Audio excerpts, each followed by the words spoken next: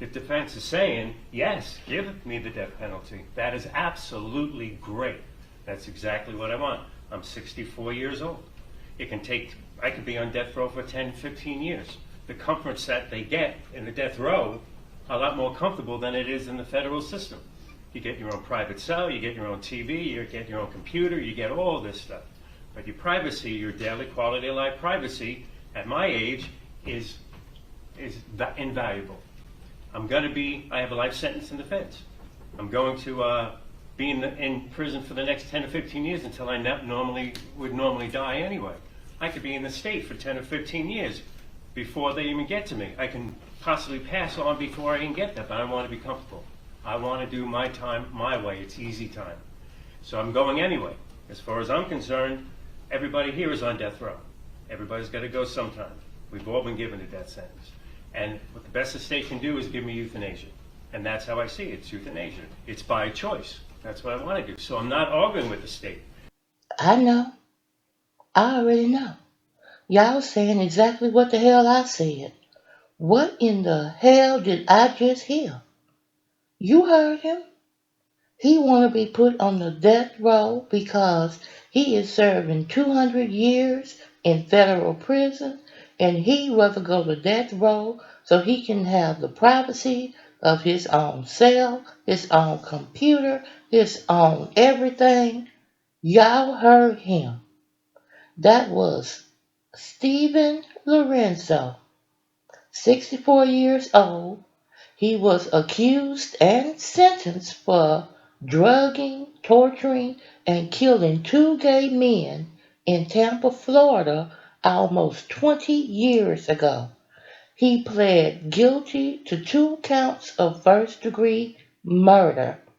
He was convicted in 2005 of drugging and raping several other men. And these men were named Jason Galehouse and Michael Waccholtz.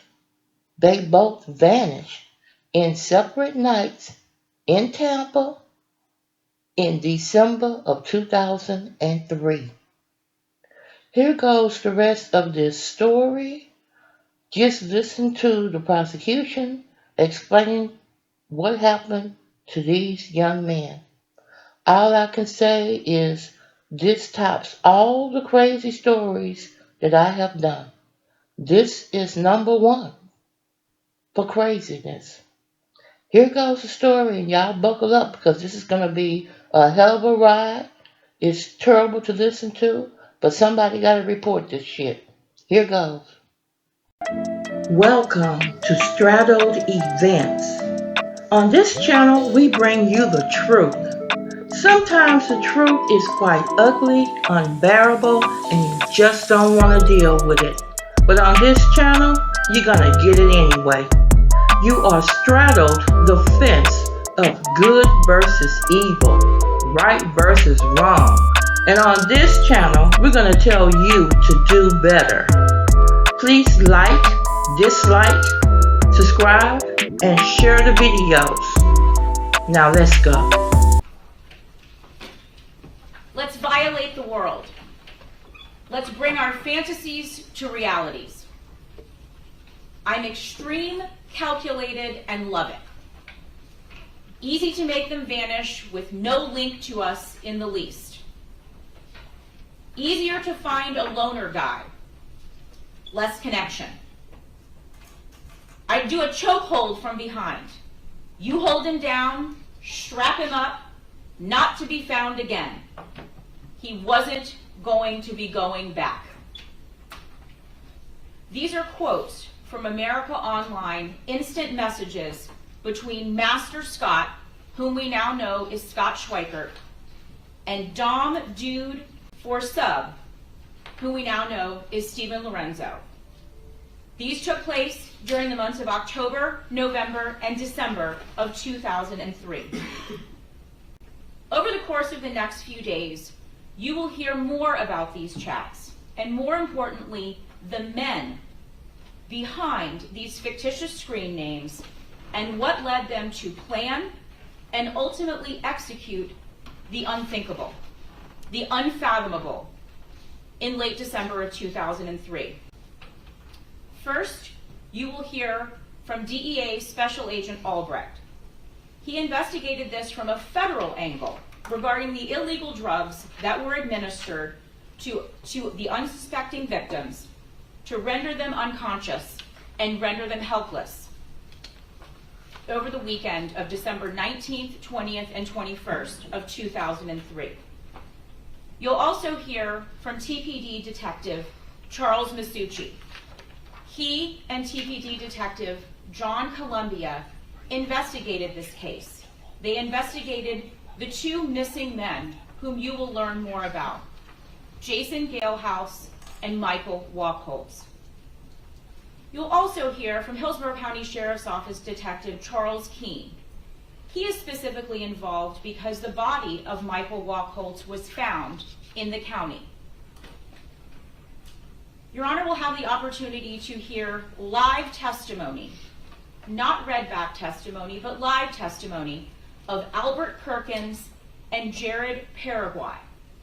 These are two victims who survived the horror that is Stephen Lorenzo and were brave enough to come forward to law enforcement. You will see photos of the lifeless body of Michael Waccholtz before he was wrapped in bed linens and left to rot in the back of his own Jeep, the Jeep that was strategically and purposely abandoned on the other side of town from where he was last seen. This was done purposely, and we know this because a discussion of this occurred in the chats prior to December of 2003. The court has been previously provided with copies of these chats that I previously mentioned. These chats give a glimpse into the minds of Scott Schweikert and Stephen Lorenzo. The chats lay out their ideas and their plans and their desire to, as they said, quote, prey on the vulnerability of their victims. Most importantly, Your Honor will hear from Master Scott himself, Scott Schweikert. He'll tell the court how he and Mr. Lorenzo were linked together by Limit Expander, that is the screen name of an individual who linked these two gentlemen together. You will learn how their friendship, if you call it that, progressed. You'll learn that Mr. Lorenzo considered himself to be the experienced bondage master and that Mr. Schweikert was a novice.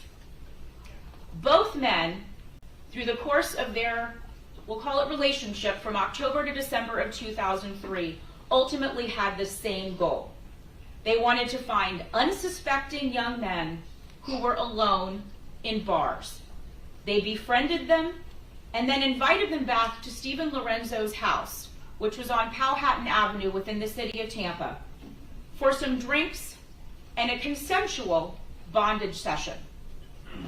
However, Mr. Schweikert and Mr. Lorenzo had different plans. Once the young men were to get back to Mr. Lorenzo's house, they were going to, and I quote from the chats, use and abuse them to see how far Mr. Schweikert and Mr. Lorenzo would go, and to see how well they would work together. You'll hear about the night of Friday, December 19th, 2003. Mr. Schweikert was living in Orlando at the time, and he drove over from Orlando to Tampa to Mr. Lorenzo's house on Powhatan Avenue. A plan was in place. They went to 2606. That is a gay bar that's located at 2606 Armenia. It was there that they met Jason Galehouse. Mr. Galehouse accepted an invitation to go back to Mr. Lorenzo's house for some drinks and a bondage session. He even agreed to be tied to the bed. Then, just as had been discussed in those chats, in the months leading up to this night, Mr. Lorenzo, sitting on the bed, with Mr. Galehouse lying on the bed, tied to the bed, at his ankles and at his hands, did a chokehold on Mr. Galehouse from behind. At that point, Mr. Schweikert will tell you that he held down Mr. Galehouse's feet. Mr. Galehouse remained strapped to the bed. Mr. Schweikert will tell you that he fought, but ultimately, that chokehold is what killed him. And just as had been discussed in that text that I previously referenced, Mr. Lorenzo did exactly what he said he was going to do. He did a chokehold from behind. He was held down as Mr. Galehouse was strapped up, and he was never to be found again. The murder of Jason Galehouse is the very definition of cold, calculated, and premeditated. This is evidenced by the chats, as well as the testimony of Mr. Schweikert himself. In these chats, Mr. Schweikert and Mr. Lorenzo even refer to what they are doing as cold and calculated. After Mr. Galehouse was killed, his body was wrapped and put on a trailer in the driveway of Mr. Lorenzo's home. Mr. Schweikert and Mr. Lorenzo went to breakfast. They went to Home Depot to buy supplies. The supplies that they needed included contractor garbage bags, the large, very strong garbage bags. They then went back to Mr. Lorenzo's house. Mr. Schweikert will tell you that they carried Mr. Galehouse's body into the garage, where he was dismembered. Head and torso stayed together. Arm, leg, and leg. The torso and the head were double bagged, as was each other body part, individually in double bagged contractor bags. Mr. Galehouse's clothes were also placed in their own bag, as well as the saw. At that point then, the two men drove around for several hours, distributing Mr. Galehouse's body parts throughout the area. Once was not enough, though. Later that evening, after they had determined that in fact they did work well together, they wanted more. Saturday night, December 20th, 2003, they went back to 2606. It was there that they met Michael Waccholtz. He was alone at the end of the night and stopped by for a drink. They befriended him and invited him back to Mr. Lorenzo's house. Once they got back to Mr. Lorenzo's house, both Mr. Schweikert and Mr. Lorenzo had a role to play. Mr. Schweikert will tell you that it was his job, his role, to distract Mr. Waccholtz, who was sitting on the counter between the kitchen and the living room with his back to the kitchen.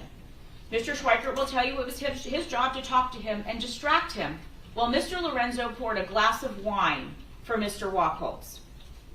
He then drugged that wine, put in an illegal drug to render, ultimately, Mr. Waccholtz unconscious and helpless. Things went off the rails rather quickly. Mr. Waccholtz tasted the wine. There was something about it that didn't quite taste right, Mr. Schweikert will tell you. And Mr. Schweikert walked into the living room to find Mr. Lorenzo trying to hold Mr. Waccholtz down. As he was doing this, Mr. Waccholtz was yelling, was screaming, "This is not consensual. This is not consensual." At that point, Mr. Lorenzo grabbed a rag and grabbed a can of something called Maximum Impact. Its legitimate use, I submit to you legitimate use, is to clean keyboards. It is an aerosol can. It is also something, though, that when sprayed upon a rag and held up against someone's nose and mouth can render them unconscious. That is what made Mr. Waccholtz pass out.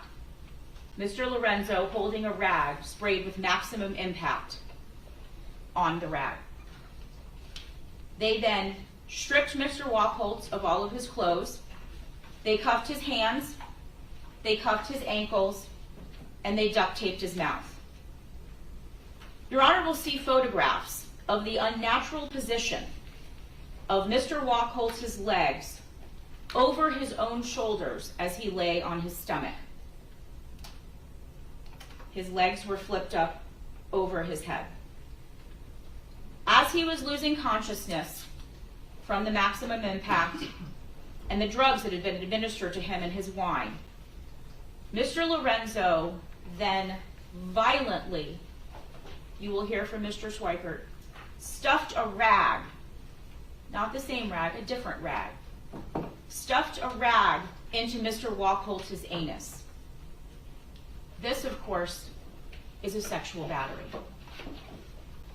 You will hear from Mr. Schweikert that Mr. Waccholtz was in and out of consciousness, but it was likely the force of that rag being shoved into his anus that made him regain consciousness.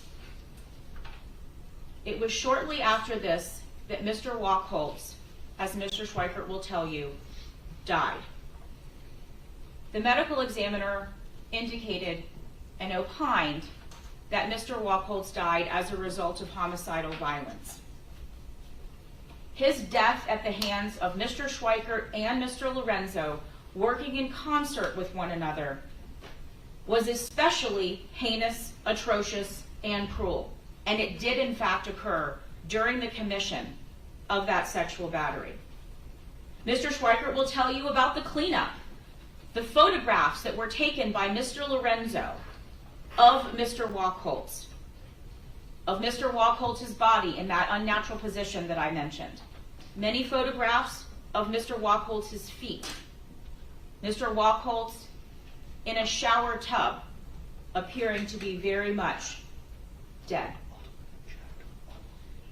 You will hear about the decision to dump Mr. Waccholtz's body in an open but unlikely location. As I mentioned earlier, his body was found in the county. It was found very far away from where he was last seen, and that was something that was discussed in the chats previously. You will learn that Mr. Waccholtz, as I mentioned, was killed on December the 21st. That is the Sunday morning before Christmas in 2003. Christmas was a very important time and was specifically chosen by Mr. Schweikert and Mr. Lorenzo because losing a loved one at Christmas time would cause the families even more pain. Pain is what Pam Williams, the mother of Jason Galehouse, and Ruth Waccholtz, the mother of Michael, have suffered for the last 20 Christmases. These two mothers, one of whom did not have a body to bury, doesn't have a grave to visit, have been delayed justice and denied justice for almost 20 years. And now is their moment to get justice. The state of Florida stands before your honor today to humbly ask you to impose the ultimate, the harshest, the most severe punishment allowed by the laws of this state, a sentence that is ultimately carried out by the governor and by the warden of the Florida State Prison. We ask you to sentence Stephen Lorenzo to death. The aggravating factors, it is clear, outweigh any mitigating factors that there may be. A sentence of death for Mr. Lorenzo is the only appropriate sentence. Thank you, Your Honor. Thank you, Ms. Lopez. Mr. Lorenzo, do you wish to give an opening at this time? Just something real quick. Yes. Certainly, absolutely. And I'm going to allow you to remain there. Yeah. And there's a microphone in front of you. Just make sure the green light is on. If you need to move it closer, you're welcome to do so. But I can pretty much hear you. You can hear me okay? Yeah, I can hear you. Okay. That's a wonderful story. It's a very dramatic story, but it's a lie. It's a lie. Mr. Schweikert made up this story, and I made it very, very clear in my 160-something page that he made it up to appease the state because he was hoping he was going to walk from this case. So he was hoping that he could talk his way out of it, and so he gave them the story that they wanted to hear, and they conformed it with the fantasy role-playing chats. That's fine. I don't really care. It doesn't bother me. because the defense wants the death penalty. The defense is saying, yes, give me the death penalty. That is absolutely great. That's exactly what I want. I'm 64 years old. I could be on death row for 10, 15 years. The comforts that they get in the death row are a lot more comfortable than it is in the federal system. You get your own private cell, you get your own TV, you get your own computer, you get all this stuff. But your privacy, your daily quality of life privacy, at my age, is invaluable. I have a life sentence in the feds. I'm going to be in prison for the next 10 or 15 years until I would normally die anyway. I could be in the state for 10 or 15 years before they even get to me. I can possibly pass on before I can get there, but I want to be comfortable. I want to do my time my way. It's easy time. So I'm going anyway. As far as I'm concerned, everybody here is on death row. Everybody's got to go sometime. We've all been given a death sentence. And what the best the state can do is give me euthanasia. And that's how I see it. It's euthanasia. It's by choice. That's what I want to do. So I'm not arguing with the state.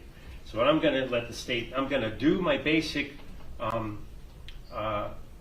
objections to certain things to keep things fair and balanced for the Supreme Court, because I know it's going there, and that's fine. But I'm really not going to try to counter their false claims. That's a false claim. They're twisting the facts. They're twisting it all around. And that's their job to do it. That's fine. But I'm not going to counter it because I want this court to make me think I'm the worst thing on 2 feet. I want them to continue that, because the more they think I'm the bad guy, the more further the chance I'm going to get the death penalty. So I'm not going to try to argue that. I'm not going to try to counter it, even though it's so twisted. I'm beside myself. But I expect that. I put in what exactly happened that night on that document. I did that on purpose because I knew this was coming. And I'm not going to sit there and argue and try to change it, because I want you to believe it. Go ahead, believe it. That's fine. I have no problem with that. But I want you to see what really transpired, because that is fair to let you know exactly what happened. So I'm not going to counter it. I appreciate the state. That's fine. It was very dramatic. It was very good. But I just want to let you know that I'm in sync with the state. I have no issue with the state. I want the death penalty. And that's how I leave it. Thank you. All right, thank you, Mr. Lorenzo. I'll ask the state to please call your first witness. Your Honor, before we call the first...